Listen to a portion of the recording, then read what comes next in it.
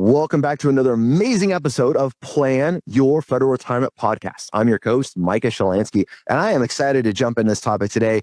As our loyal listeners, you guys know one of the things I love talking about is, that's right, taxes. Yes. Why are taxes so important? It's probably the largest bill you're going to have in retirement. And this is something we don't pay enough attention to. And why I love airing this in April is this is tax time, is tax season. This is where Christian and I and our other advisor in office, I like to say, shine, because we do a lot of good work around tax planning with our clients. And we're going to jump into what planning versus preparation is.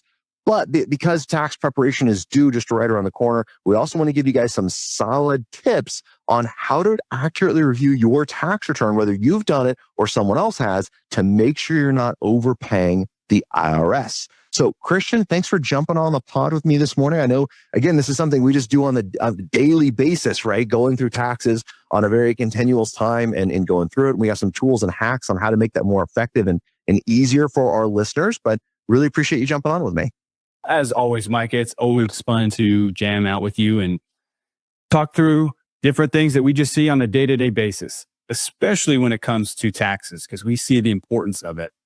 And we've got multiple examples where we've caught something on a return when reviewing it for a client, and it's a small mistake. Maybe it's a large mistake. And those mistakes can be hundreds, if not thousands of dollars back in the taxpayer's pocket. And is that important? And so we want to make sure we're reviewing it. Again, it's a fun topic for me to talk about and for you, I know. So I'm excited. You know, one of the things, Christian, as we go through, I like to informally track our error rate. No, well, I shouldn't say that. It's not our error rate, the errors we find on tax returns, right? Whether they're prepared by third parties or done by a client. So what I'm loosely defining with an error with this is if we review the tax return and a correction needs to be made, right? In any type of correction, and we'll get into some little things and some big things, then it's going to be an error on the tax return. It's roughly 20% is kind of my numbers. So 1 out of 5 tax returns that I review, these are prepared by other people than they brought in. There's something we need to tweak on the tax return. Now, great news is that means 80% of the time, the taxes are good to go. We look at them, we go through our 37-point checklist. We're going to talk about that and how we effectively use that. We go through that, the tax return is good to go. But again, 1 in 5-ish, again, just a really light number we kind of track by, is where we see errors. And errors do a couple of things, Christian. Number one, like you said, it could cost you money. This could mean you're overpaying the IRS and you shouldn't. Number two, this could just cause stress in your life. If we incorrectly report something, I shouldn't say we're not doing the reporting, you are. When you incorrectly report something on your taxes, right, whether you've done it or a taxpayer has, and you get a love letter in 2 years from the IRS that says, "Dear taxpayer, pay me all this money or you go to jail." All right, it's a little bit more wordy than that, right? But that's kind of immediately how we feel. Right. We get this, the panic sense that kicks in. That induces stress that we should just try to avoid. Even if you don't owe money at the end of the day, those are not fun letters to get. So we always are working with our clients on those two things, is how do we, number one, not overpay the IRS, but number two, not induce IRS stress for our clients going forward. Right. Exactly. And I think when you mentioned we're solving for a couple of different things, if we're getting an extra bit of money that we didn't have to give to the IRS, solid win. But also just that reassurance that we've done the return accurately so that we don't get those love letters in the future. And we've seen enough of them working with clients that maybe are newer clients and they're getting letters from years past where we weren't reviewing their return. And just being with them in that emotional state where it's like, oh my goodness, I just got this letter. What does this mean? How can you, what can we do? It can be a little bit of panic. So if we can try to avoid that, that's a win. So just right off the bat, if we're starting with sort of this checklist, we're not going to go through all. Let's stop real quick before we do the checklist, if that's okay, Christian. Right. What I'd love to do is just kind of give a quick story and get some kind of listener feedback as we go through this real quick. So let's say that you are going to jump on an airplane, right? You're going to fly somewhere for a great destination. You get on board, you sit down, you're excited. Mai Tais are coming, whatever. Let's say it's a tropical destination. And the pilot gets on and gives this great welcome message that says, you know what, ladies and gentlemen, welcome on the airplane. We're super excited to get to our destination and get all these things done. You know what? I've been flying for 30 years. I got over 30,000 hours in the cockpit inside of here. And I have done this checklist and I have flown this plane so many times that I know exactly what I'm doing. So good news is we're going to be able to push back from the gate a little sooner because I'm not going to follow the 97 things I'm supposed to do before I push back. I already know what those are. I'm going to skip the things that don't matter. We're just going to push back from the plan and I got this. So those checklists that are created, those are kind of for rookies. I can skip those and move on to the next thing. Christian, if you heard that message from a pilot, how would you feel? Oh, I'm grabbing my bags. I'm out. Yeah. Yeah, no, I am a pilot, right? I do not have 30,000 hours in a plane. I just fly a Cessna 180 around Alaska. And if someone ever told me that they're like skipping the checklist, I got a real big problem with that, right? Right.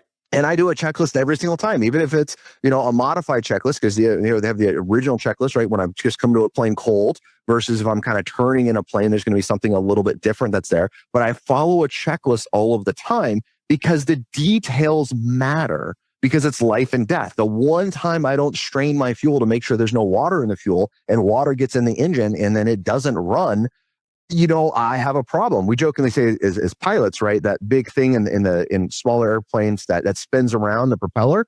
You know what its job is, Christian? Well, pushing air, right? Its only job is to keep the pilot cool, because once that stops, the pilot starts sweating, right?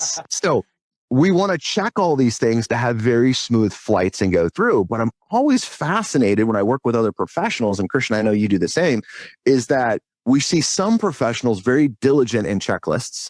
Then we see other ones that are like, it doesn't really matter. And I feel taxes is one of those things that we don't always give it the due that it needs, which is why Retirement Tax Services, we just copied their checklist, is they come out with this great 37-point checklist, which is more than 37 points on how advisors need to be reviewing clients' tax returns. And some of the stuff is pretty basic, right? So Christian, just talk briefly kind of what's at the top of the checklist and why does that even matter to check some of these things? At the top of the 1040 of the tax return is going to just be your basic information, your full legal name, if you're married, so then your filing status. Are we in the right tax year if we're preparing this?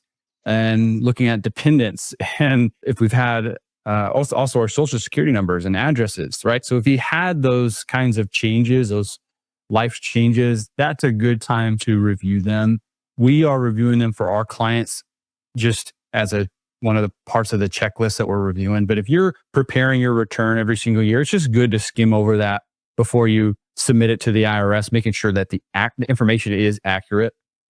So those are the top things. Again, I want to go backwards a step, and I want to say thanks for explaining that scenario with the pilot, because we can absolutely get focused on just, hey, I've done this so much, I don't need to do it. But this is just one of those things, even if it's just making sure your name's spelled right, that is that important. And these are all mistakes that between me and a handful of other advisors and CPAs, I've seen them all. Christian, I know you've seen a bunch of these as well. And it's a little thing is, the client's name, your name isn't spelled right on the tax return, or it's the wrong social security number. The problem is it's going to get rejected at some point. The IRS is going to lose some information. Now you're going to get love letters from the IRS. So back to the top of the podcast, when we said there's two things we're trying to avoid. One is not overpaying the IRS. Number two is not having IRS stress. And getting love letters from the IRS because you had the wrong social security number or address or contact information in there, that creates undue stress. The IRS is not a very efficient system, right? They don't have a lot of great processes to fix these things. So that means we have to be more diligent getting the right information to them. So simple things like checking those anytime you switch software, you switch taxpayers, man, go through those with a fine tooth comb. I laughed when you said checking the right year. I remember running into a client and they gave me their tax return and it was for the wrong year. And I was super confused. And I was like, hey, I think you attached the wrong file. The file was for the current year. The file name was the current year, but the tax return was the previous one. And for whatever reason, that's the one the CPA had sent to the client. And the client had just got it and sent it to me. And it's the wrong year of it. And so really important things to check. So those are the kind of the easy stuff. Christian, let's go ahead and dive a little bit more. We don't have time to get into all 37 points with this. And this is a great question you should be asking your financial advisor. How do they review your tax return? You should probably ask them to show you the checklist, right? What actual checklist do they go through when they're reviewing the tax returns? But I know one of the first things that I like to look at is I like to jump down to line 4. And one of the things, a lot of our clients over 70 years young, they do QCDs, qualified charitable distributions. And these get messed up on tax returns. So with our clients, we had a good system for it, but I see it with new clients, or I see it with, other advisors as well, where this gets messed up and reported inaccurately. So if a QCD is messed up, Christian, what effect does that have to a client? Well, you're paying taxes on money that you shouldn't have paid. Is essentially what's going to happen. Right. And so on that QCD is a qualified charitable distribution. And what this means, if you're over 70 and a half, you can actually send money directly from your IRA to a charity. It meets your RMD and it comes out 100% tax-free. Can't do it with the TSP, unfortunately, one of those limitations, but you can do it with an IRA. And so this is such an awesome tool to use. But if it's not reported correctly, you don't get that tax benefits. You end up overpaying in taxes. So that's one that, again, I constantly see being missed. And so it's one I always watch for. So love it. Another one on the checklist, I'll go up to number 16, were Roth conversions reported correctly? And so we talked a lot about those Roth conversions. And looking at line 4A and B on the tax return 1040, that's also going to be where we check to see if those Roth conversions were showing up there, right? Because when we move money from the pre-tax account to the Roth account, that does trigger taxes. So it should be reported on your tax return. That's one of the downsides of doing a Roth conversion, right? Is that we're having to actually pay the taxes and then we have to report on the IRS. Well, we have different ways that we can withhold and ways that we can pay for the taxes. We can withhold, as I just mentioned, on the actual conversion if we're over 59 and a half, or we can send an estimated payment to the IRS. So we just want to make sure, A, was the Roth conversion reported correctly? And we also look at Form 8606 as well, because that's specifically where that Roth conversion would be reported. But then also tying into that, the estimated payments, which we could talk about a little bit later, or if it was withheld, right? So we just want to make sure, hey, if we're doing those Roth conversions, don't forget, you got to report them. The other thing that I see reported incorrectly on Roth conversions is, you mentioned that 8606, previous basis, right? Oh, sure. In an IRA account, there's a way that you might have put money into an IRA, never got a tax deduction for that money. So it creates this after-tax account in your IRA.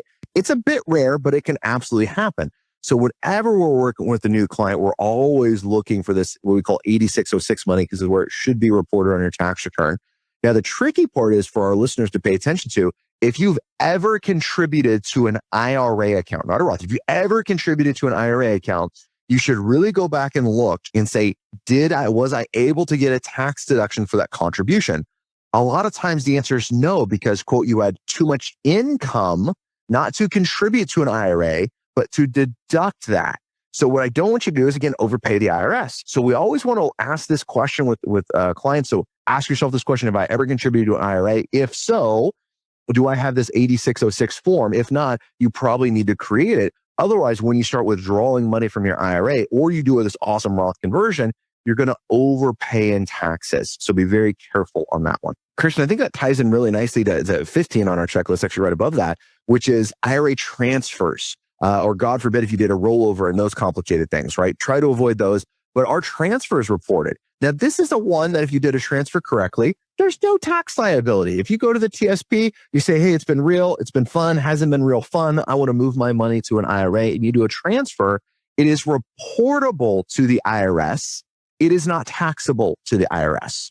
So what does that mean? That means you're going to get a 1099. Let's say you had $1 million TSP, you transfer that to an IRA, you're going to get a 1099-R at the end of the year for $1 million, right? And we always, Christian, you know this, we joke with our clients whenever they're doing a transfer, says, look, we'll talk about this now in January or the beginning of February, you're going to get this letter from TSP. It'll be a 1099-R. You're going to open it up and says, oh, I'm not worried about it. Micah said this wasn't taxable. You're going to open up and look at that 1099-R. It'll say box 1, gross distribution, $1 million. And immediately that heart stops. Right. Yeah. We're like, oh, crap, I owe taxes on this $1 million. Right. And sometimes clients, they forget, they stop right there. They call us right away. And when you call me, it's okay. We're going to talk about it. I'm going to listen to your concern. I would say, hey, would you mind looking in box 2 right below that where it says taxable amount? And in box 2 taxable amount, it says 0. So this means it's reportable to the IRS, not taxable to the IRS. Again, why do we bring this up with clients? This creates IRS stress. If we forget to report a transfer on your tax return, you're going to get a love letter in 18 months from the IRS, and it creates a little undue stress. That's why we want to get it right.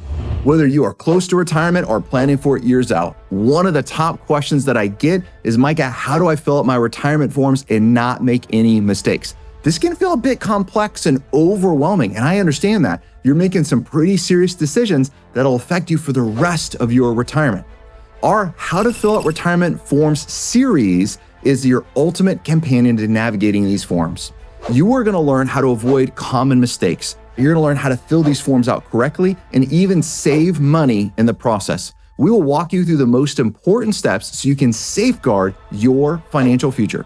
Sign up today for this video series at planyourfederalretirement.com/retirement forms. That's planyourfederalretirement.com/retirement forms. Don't let the paperwork stand in the way of your retirement. Let us guide you through it step by step.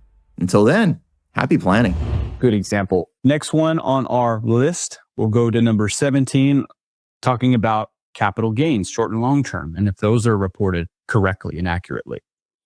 So before we started recording this podcast, we were chatting through that because we've seen so many cases and different examples with clients where they might have accounts that we don't manage, or there's just different accounts out there that it can be confusing. It could add up to be quite a lot. So we just want to make sure that we're reviewing those 1099s, short and long-term capital gains.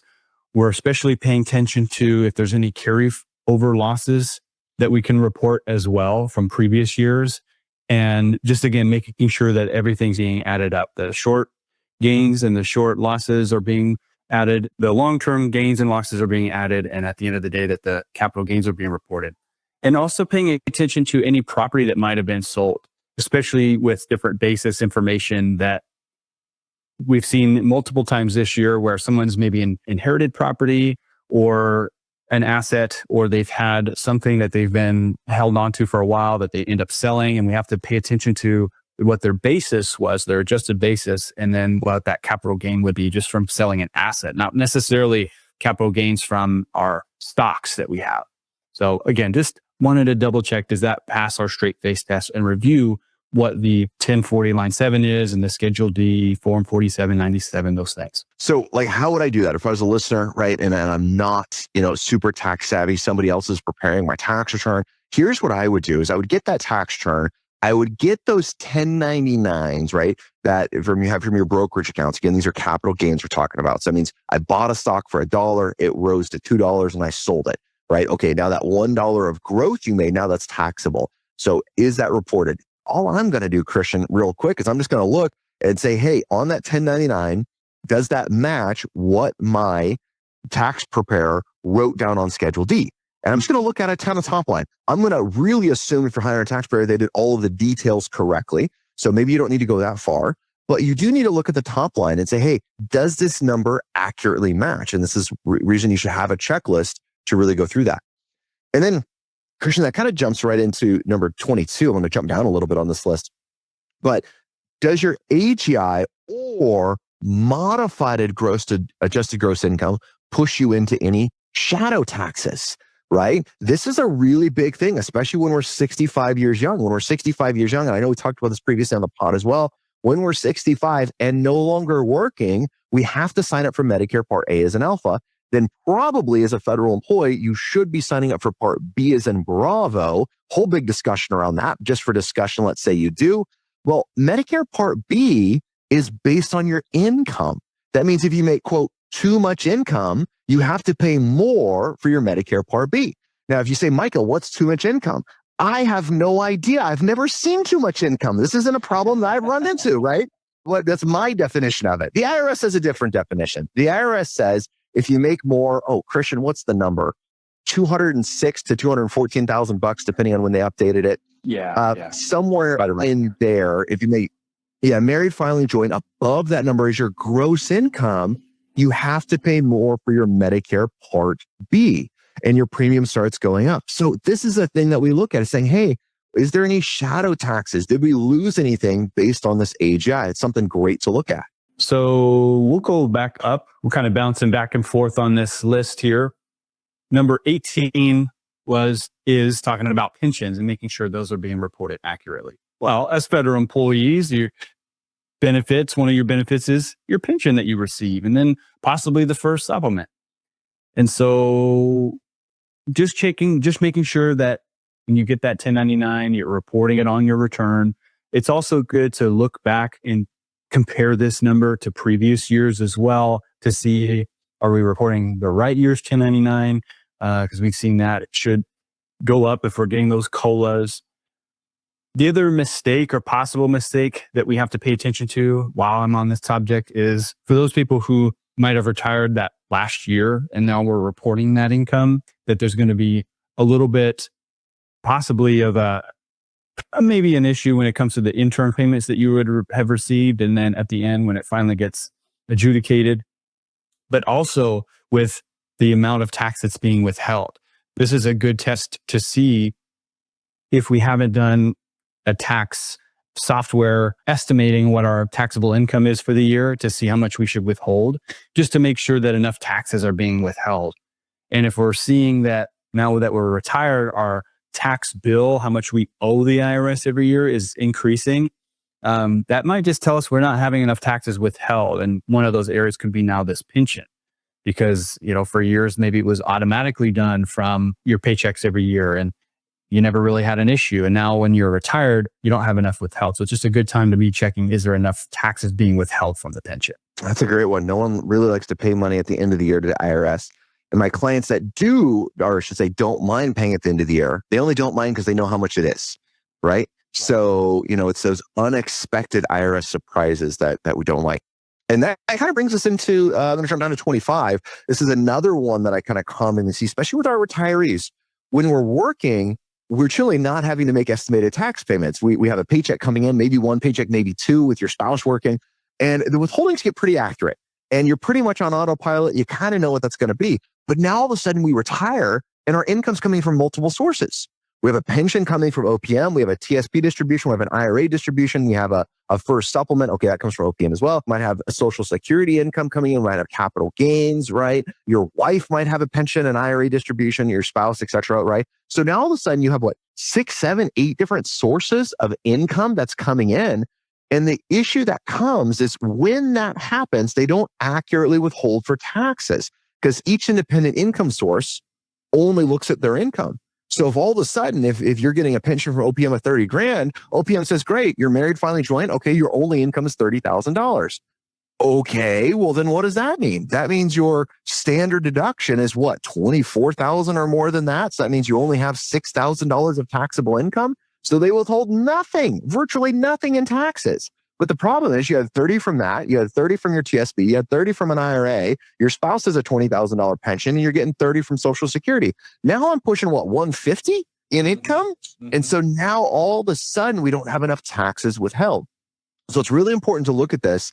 And then that's where sometimes we got to make our estimated tax payments versus withholdings. Now, good hack on this one. Now the IRS has gotten better if you're making electronic payments, and please only make electronic payments to the IRS. Tax, when you send in checks, the IRS is fantastic at depositing those checks. They're not always great about putting credit on your account for those checks they deposit. So you got to be careful with that. But Christian, what I love us to do, especially our clients and our listeners, I'd say is the same thing. If you're making quarterly tax payment, the dollar amount at the end of what you're paying should represent the quarter of the tax payment you are making. What does that mean? Let's say you're going to make $4,000 in total estimated tax payments, so $1,000 a quarter. Great. Well, in quarter one, which is due on April 15th, right? I would have a $1,000 payment, $1,001, 1001.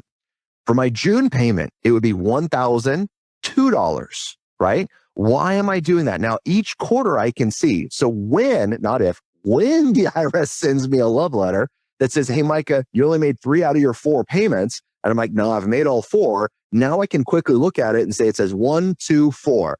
Awesome. They missed the September payment because 3 is gone. Now I can go to my bank records. I could grab the 3, I can support all of that information to my taxpayer or to the IRS.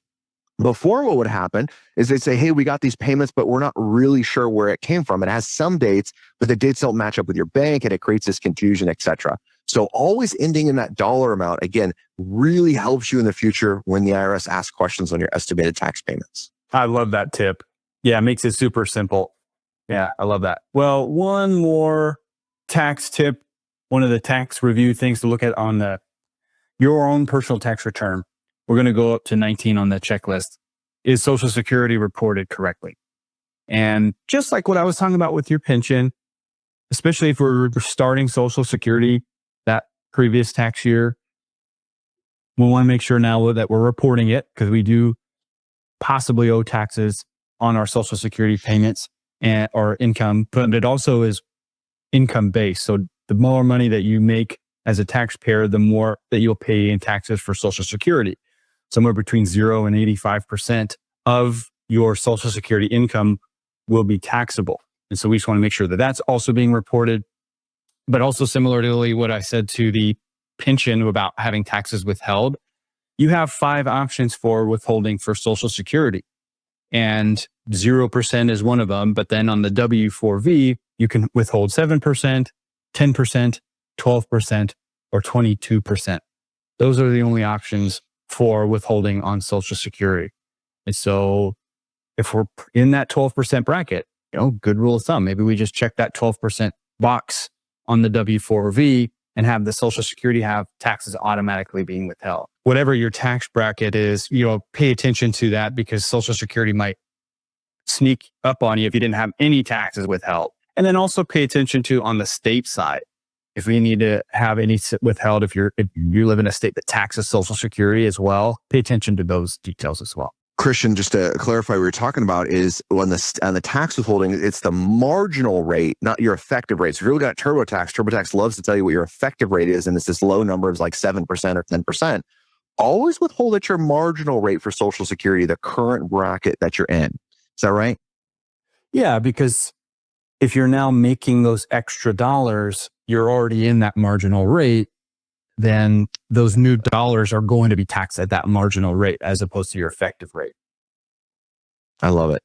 Well, here we are. We've already gone a little bit over time that we had allotted kind of for this. So I really appreciate our listeners hanging in there. We only talked about 8 items on this 37-point checklist, and I feel that we went light on those 8 items. So the really important takeaway here is you need to have a checklist. You need to have a plan on reviewing your tax return. So that's what I'm going to say is your first homework assignment. If you work with an advisor, that's fantastic. I would reach out to them and ask them, say, hey, how do you review my tax return every year? What checklist do you use to review it? And again, this is the same thing like with pilots. I want to see them using a checklist and going through things. And if they're not, I'm going to be a little worried. If a financial planner says, hey, I've done this so many times, I don't actually need a checklist anymore, I'd be a little worried, right? Because there's a reason we have checklists to make sure things get done really well. So I'm going to say it's a big homework assignment for you.